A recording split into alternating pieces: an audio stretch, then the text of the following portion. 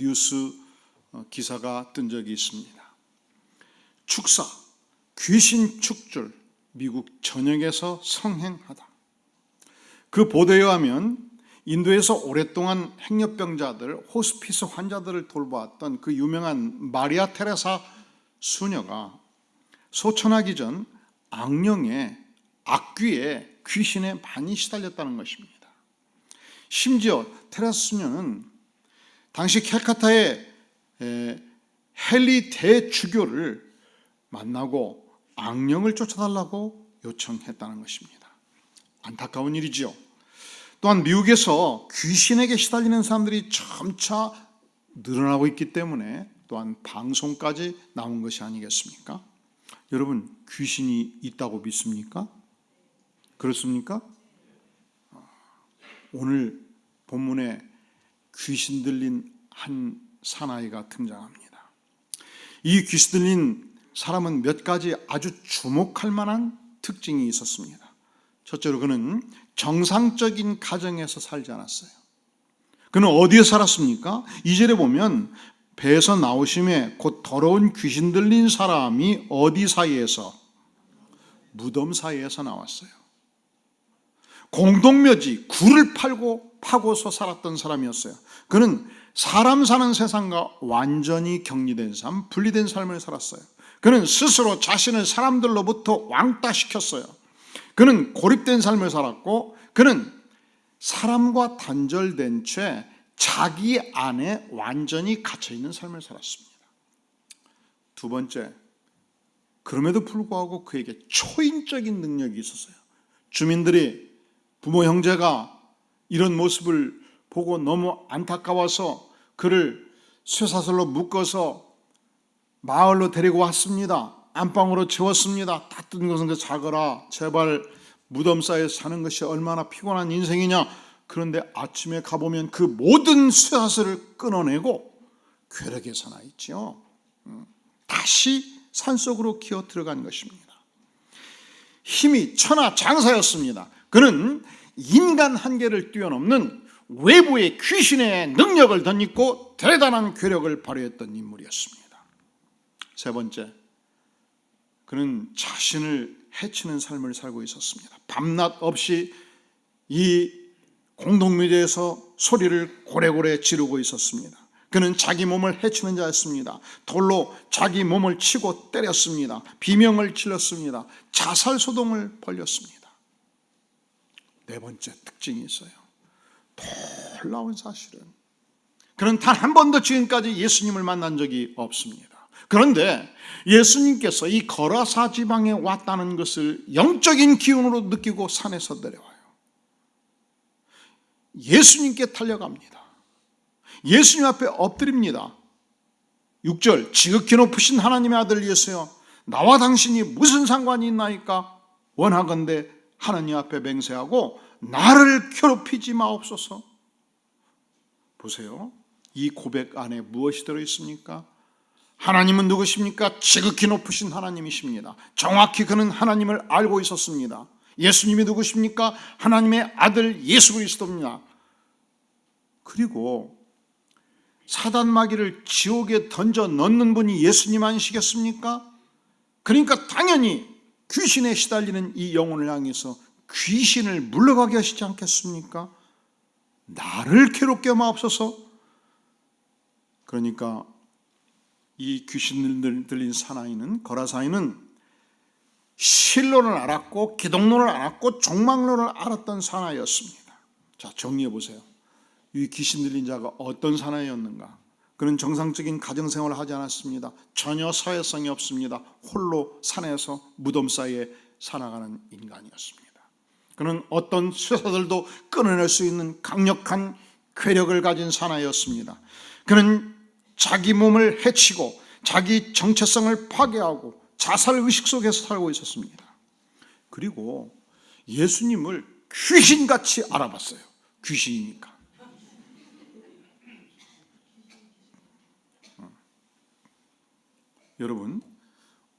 여러분이 만약에 등산을 갔는데 이런 사나이를 만난다면 산속에서 헤어진 옷을 입고 머리를 흩날리고 열흘째 세수를 안 하고 소리를 고래고래 지르는 이런 사나이를 만나면 어떠하시겠습니까? 우리 예수님은 수천 마리 귀신에 사로잡힌 이 영혼을 만났을 때에 아이고, 이 친구와 내가 씨름하다가는 탈진하겠다, 일보 전진을 위해서 오늘은 후퇴하자 물러서셨습니까? 아닙니다. 예수님은 이 영혼을 정면으로 대적하셨습니다. 이 영혼 안에 있는 귀신을 정면으로 바라보신 것입니다. 더러운 귀신아, 그 사람에게서 나오라 외쳤습니다. 그리고 물었습니다. 너의 이름이 무엇이냐? 그가 답변하죠.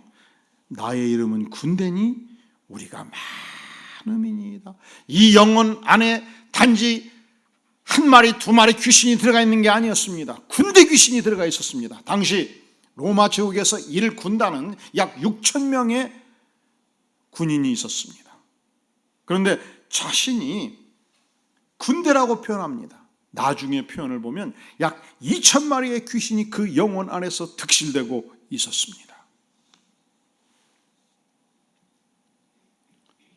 그러니까 그가 한 번씩 힘을 발휘할 때 2천 명의 귀신이 힘을 보태주니까 인간이 상상할 수 없는 괴력을 발휘하고 있었던 것입니다. 이때 떼귀신들이 예수님께 요청합니다. 우리를 돼지에게로 보내요. 들어가게 하소서. 허락하마. 이때 놀라운 장관이 펼쳐졌습니다. 들판에 약 2천여 마리의 돼지떼가 있었습니다. 갑자기 2천여 마리의 돼지떼들이 갈릴리 호수를 향해서 전속력으로 질주하기 시작했습니다. 2천여 마리의 돼지떼가 완전히 몰사한 것입니다. 이 돼지떼를 지키고 있던 목동들이 깜짝 놀랐습니다. 어찌된 일인가? 더욱 놀란 것은 지금까지 산 뒤쪽 공동묘지에서 소리를 고래고래 질렀던 이 미친 사나이가 정신이 온전해져서 대화를 시도하고 있다는 사실입니다. 여러분, 예수님이 누구십니까? 예수님은 전능하신 하나님이셔요. 예수님이 누구십니까? 천지를 창조하신 전능자 하나님이십니다. 예수님은 어떤 분이십니까? 자연계를 지배하시는 하나님이시고, 예수님은 누구십니까? 영적 세계의 유일한 왕자십니다. 그러니까 어떤 귀신도, 어떤 악령도, 어떤 사탄도 예수님이 제압하지 못할 존재는 없습니다. 그러니까 이 예수님을 만나면 영혼이 반드시 변화됩니다. 예수님을 만나면 어떤 귀신도 떠나갑니다. 왜냐하면 예수님이 창조주시기 때문에, 예수님이 주권자시기 때문에, 예수님이 권세자이기 때문에, 예수님이 영적 세계를 다스리는 주님이시기 때문에. 자, 이 놀라운 사건은 여기서 그치지 않습니다. 이 돼지떼를 돕고 있던 목동들이 깜짝 놀랐습니다. 장관이었습니다. 그리고 그렇게 자기 몸을 찌르고 외치고 미치광이 행사하던 사람이 예수님을 만나고 온전해진 모습을 보면서 모든 목동들이 자기 바요를 향해서 달려갔습니다. 그들은 만나는 사람들을 붙들고 이 소식을 증거했습니다. 14절, 치던 자들이, 돼지 치던 자들이 도망하여 읍내와 여러 마을에 말하니 사람들이 어떻게 되었는지를 보러 와서 수많은 읍내 사람들이 예수님을 만나러, 그리고 떼거지로 이 바다에 빠져버린, 호수에 빠져버린 돼지떼를 보기 위해서 달려왔습니다. 과연 목동들의 말은 진실이었습니다. 이 거대한 호숫가에 수천 마리의 돼지들이 둥둥 떠 있었고, 그리고 그렇게 미치광이 행세하다 한 젊은이가 모든 찢겨진 남루한 옷을 벗고 깨끗한 옷을 입고 정신이 온전해져서 대화를 시도했을 때 저들은 깜짝 놀라지 아니할 수 없었습니다. 자, 그렇다면 마을 주민들은 예수님을 어떻게 대했을까요? 예수님 감사합니다. 이 동네의 가장 큰 골칫거리, 미치광이 녀석을 예수님이 온전히 정신을 온전히 돌려주셨으니 우리 전체 동네 잔치를 해야 마땅합니다. 그렇게 외쳤나요? 그렇지 않습니까? 한 영혼이 천하보다 귀하지 않습니까?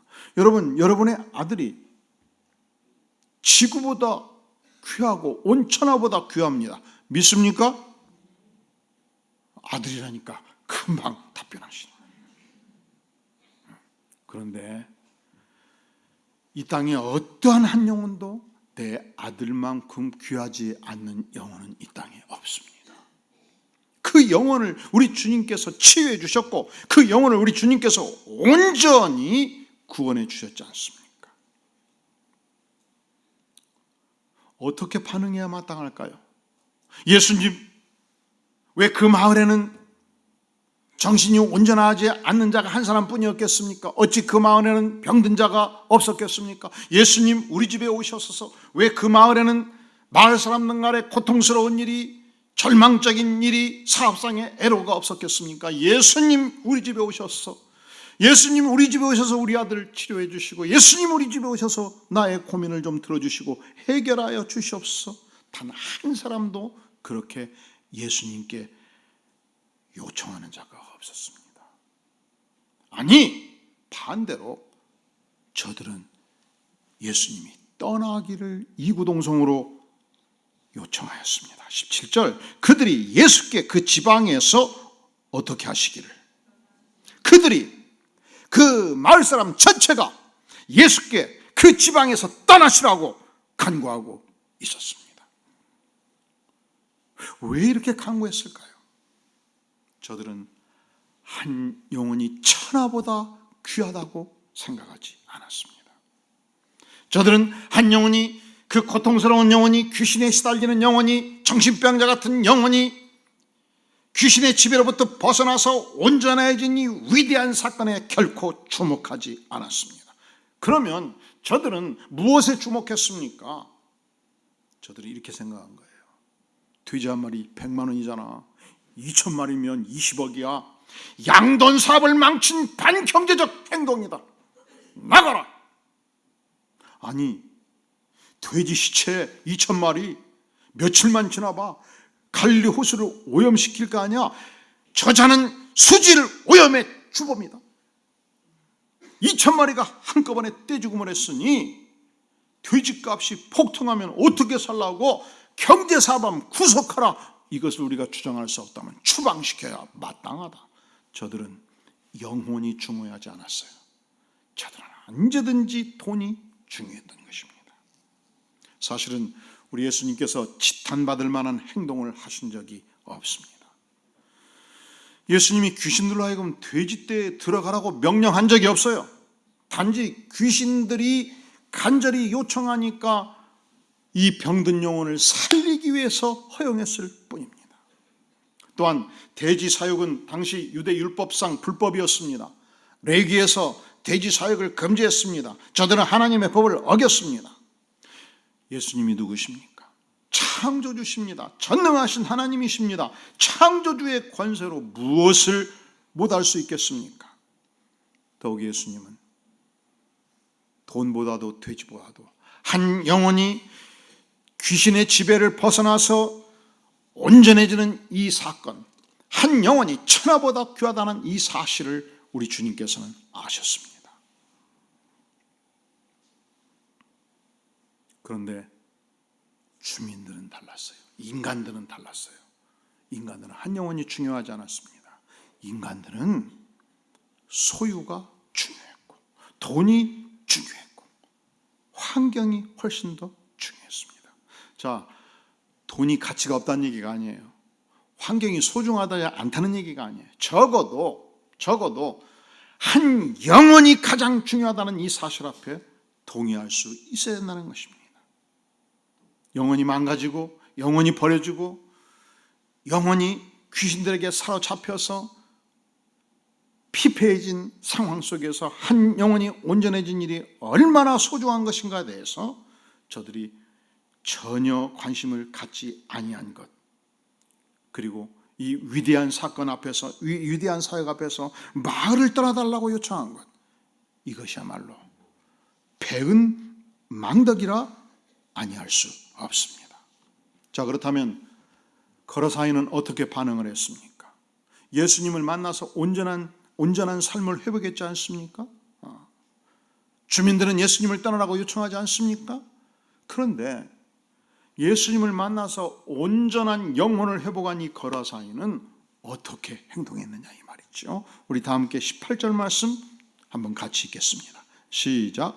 예수께서 배에 오르실 때 귀신 들렸던 사람이 함께 있기를 간구하였으나. 그렇습니다. 예수님, 내가 어떤 사람입니까? 내가 귀신에 시달렸던 사람입니다. 내가 어떤 사람입니까? 내가 돌로 나를 찢고 자살을 시도했던 사람입니다. 내가 어떤 사람입니까? 내가 무덤 사이에서 살던 자입니까? 그런데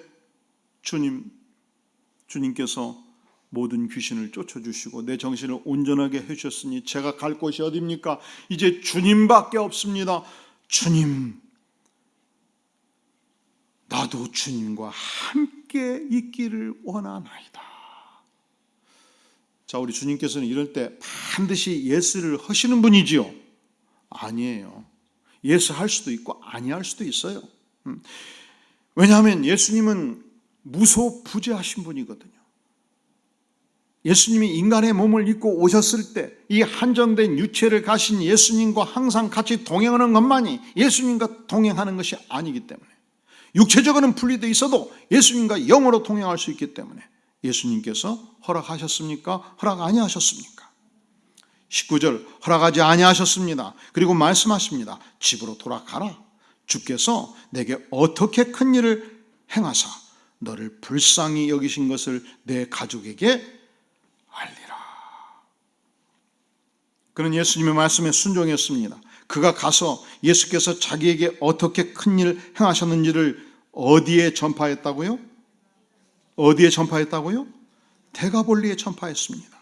여기서 데가라는 단어는 헬라어에서 10개를 의미해요. 10개. 볼리는 폴리스, 도시를 의미해요.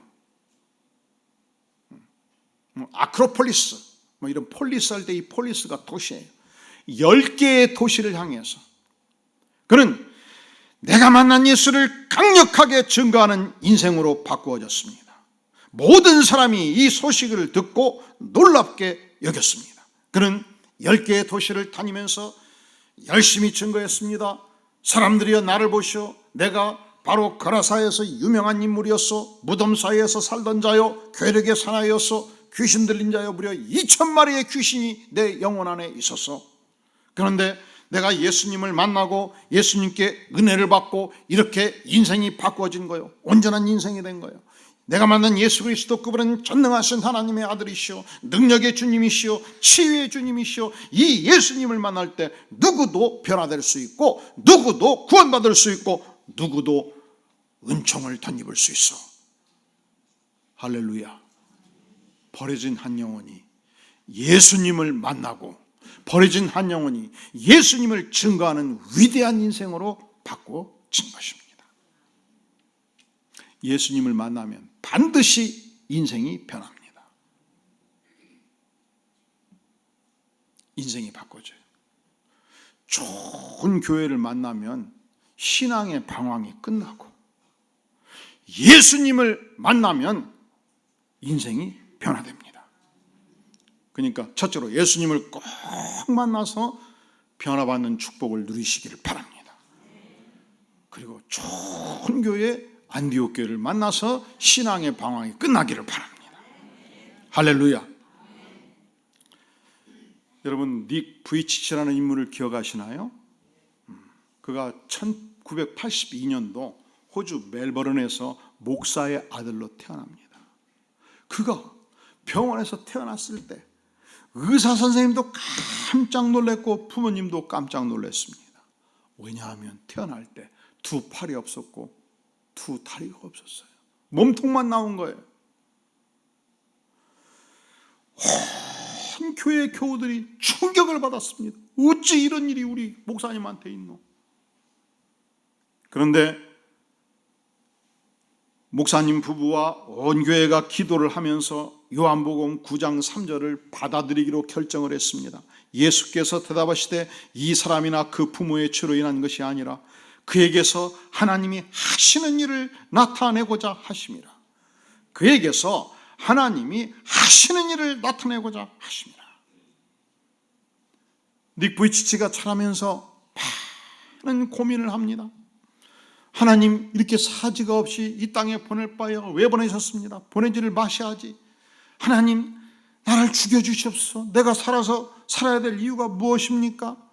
손가락질 받고 할 일도 못하고 빌어먹을 인생 되지 않겠습니까? 그런데 어느 날 그가 성경을 읽다가 로마서 8장 28절을 자신의 인생 구절로 받아들이기 시작합니다. 우리가 알거니와 하나님을 사랑하는 자, 곧 그 뜻대로 부르심을 입은 자들에게는 모든 것이 합력하여 선을 이루느니라. 모든 것이 합력하여 선을 이루느니라. 하나님, 이 몸도 합력해서 선을 이룰 수 있다면 마음으로 순종하겠습니다. 그에게 오른쪽 다리에 작은 뼈가 하나 있었습니다. 다리는 없고 엉덩이 밑에. 하나님, 이 작은 뼈도 합력하여 선을 이룰 수 있겠나이까? 그가 이 작은 뼈로 기어가기 시작합니다. 굴러가기 시작합니다. 온 힘을 당해서 이 작은 뼈를 딛고 일어서기 시작합니다. 이 작은 뼈를 통해서 드럼을 치고, 이 작은 뼈를 통해서 스케이트보트를 타고, 이 작은 뼈를 통해서 수영도 하고, 이 작은 뼈를 가지고 축구도 하고, 이 작은 뼈를 가지고 컴퓨터도 하게 되었습니다. 그가 예수님을 모를 때 사지 없는 몸 가지고 내가 살아서 무엇하나 자신을 의실 속에 살았어요. 예수님을 만나고 하나님의 말씀을 만나고 나의 존재가 하나님의 일을 나타내는 존재라는 사실을 인정하고, 내가 사지가 불구임에도 불구하고 반드시 하나님은 선을 이루신다, 합력하여 선을 이루신다, 이 말씀을 받아들이고 그의 인생이 역전되기 시작을 했습니다. 그가 절망하는 청소년들을 향해서, 자살의식을 가진 청소년들을 향해서 하나님이 내게 어떤 사역을 하셨는가, 내 안에 어떤 변화를 주셨는가 간증하기 시작했습니다. 그가 전 세계를 다니면서 간증하는 하나님의 사람이 된 것입니다. 할렐루야. 예수님은 2,000마리 귀신에 시달리는 거라사의 한 젊은이도 치유해 주셨습니다. 예수님은 사지가 없어 자살 의식 속에 살아갔던 닉 부이치치도 그 영혼에 놀라운 치유를 이루어 주셨습니다. 예수님이 터치하면 귀신도 떠납니다. 예수님이 터치하면 치유받지 못할 영혼이 없습니다. 예수님은 하나님이십니다. 예수님은 전능하신 하나님이십니다. 예수님은 치유의 왕이십니다. 이 예수님을 만나서 변화를 맛보았던 닉 부이치치가 이런 고백을 남기고 있습니다. 저는 기적을 믿습니다. 그래서 아직도 정상인처럼 자유롭게 걷고 무거운 것을 들어 올리고 도구를 마음껏 활용하는 날을 주님께서 주시리라고 믿습니다. 그러나 그날을 기다리면서 저는 제게 이미 주신 것들을 감사하며 기적을 만들고 싶습니다. 기적을 바라기만 하는 자가 아니라 기적이 이루어지는 삶을 살고 싶습니다. 저는 팔다리가 없지만 동시에 한계도 없습니다. 포기하지 않으면 절망을 희망으로 바꿀 수 있다고 믿습니다. 기도하시겠습니다.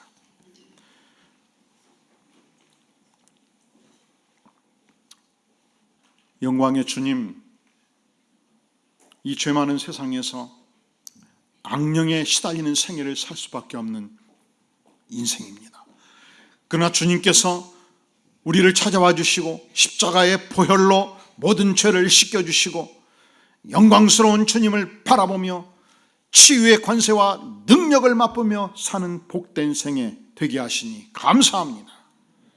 주님, 천하보다 귀한 한 영혼, 나의 영혼을 구원하여 주셨사오니 주님, 이제부터 천하보다 귀한 한 영혼을 구원하는 복된 생에 살아가도록 우리를 인도하여 주시옵소서. 예수님의 이름으로 간절히 기도하옵나이다. 아멘.